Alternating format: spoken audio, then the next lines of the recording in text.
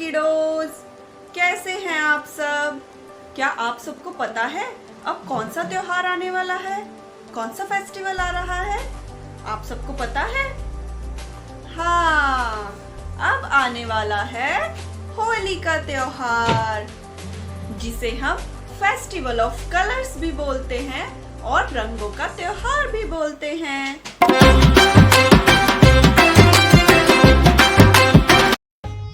हम सब लोग होली बहुत धूमधाम से मनाते हैं, खूब इंजॉय करते हैं, एक दूसरे को कलर लगाते हैं, डांस करते हैं, मिठाइयाँ खाते हैं और एक दूसरे के साथ मिलकर खूब मस्ती करते हैं होली पर। लेकिन आपको पता है ये होली का त्योहार हम क्यों मनाते हैं? होली क्यों मननी शुरू हुई और इसके पीछे की कहानी क्या है? तो चलिए आज मैं आपको सुनाती हूँ होली की कहानी। बहुत पहले की बात है, एक बहुत बुरा राजा था जिसका नाम था हिरण्यकशिपु।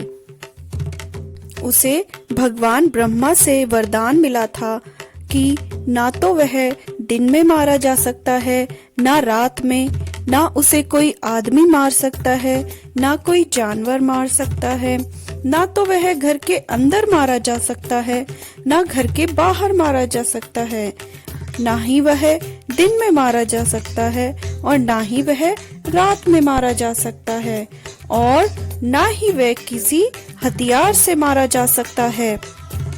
इसका मतलब वह कभी नहीं मारा जा सकता।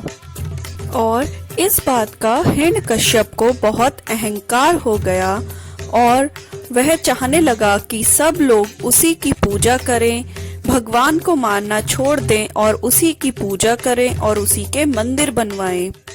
लेकिन उसका खुद का पुत्र प्रहलाद भगवान विष्णु की पूजा किया करता था।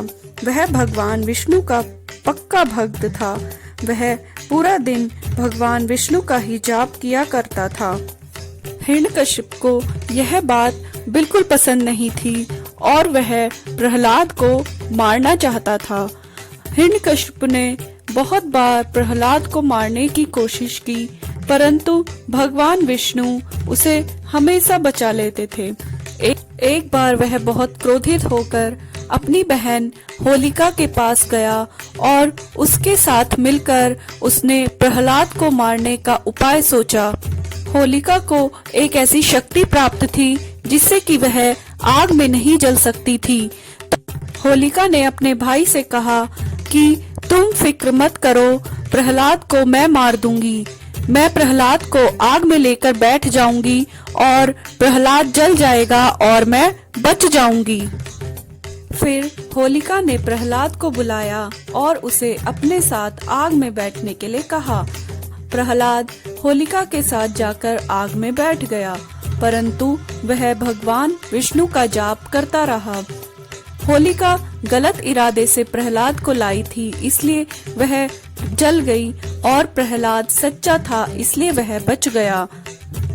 इसलिए हमने होलिका दहन करना शुरू किया ताकि उस दिन हम सब अपनी बुराइयों को खत्म करें, जला दें और अच्छे काम करें और अच्छाइयों को अपनाएं। होली दहन वाले दिन हम भगवान से प्रार्थना करते हैं कि जिस तरह होलिका बुरी थी वह खत्म हो गई और प्रहलाद अच्छा था वह बच गया, इसी तरह हमारे अंदर की भी जो बुराइयां हैं वो खत्म हो जाएं और अच्छाइयां बची रहें। जब हिरण्यकशिपु को यह पता चला कि उसकी बहन होलिका जलकर खत्म हो गई है और प्रहलाद बच गया है, तो उसे और अधिक क्रोध आने लगा और वह बहुत ज्यादा गुस्से में हो गया। फिर उसने प्रहलाद को ले जाकर एक खम्बे से बांध दिया और उस खम्बे को आग लगाने लगा। जैसे ही हिरण्यकशिपु ने उस खम्बे को आग लगाई, उस खम्बे में एक जोर का धमाका हुआ और उसमें से भगवान नरसिम्हा प्रकट हुए, जो आधे जानवर और आधे इंसान थे, जिनका चेहरा शेर का और शरीर आदमी का था। वो हिरण्यकशिपु को खींचकर दरवाजे के बीच में ले गए, क्योंकि यह कहा गया था कि हिरण्यकश्यपु को ना ही तो घर के बाहर मारा जा सकता है, ना ही घर के अंदर। इसलिए वह हिरण्यकश्यपु को घर के दरवाजे के बीचों बीच ले जाकर अपने पैर पर रखा और उसका पेट अपने हाथ के नाखूनों से फाड़ दिया, क्योंकि यह भी कहा गया था कि हिरण्यकश्यपु को किसी भी हथियार से नहीं मारा जा सकता। इसलिए भगवान नरसिम्हा ने उसका पेट अपने नाखूनों से फाड़कर उसे मार दिया। यह भी कहा गया था कि हिरण्यकश्यपु को ना तो दिन में मारा जा सकता है और ना ही रात में। इसलिए भगवान नरसिम्हा ने उसे मारने के लिए शाम का समय तय किया था और उसे शाम के समय मार दिया। इसलिए हम सब ने होलिका दहन का त्योहार मनाना शुरू किया। आपको यह कहानी अच्छी लगी बच्चों? मुझे बताना जरूर।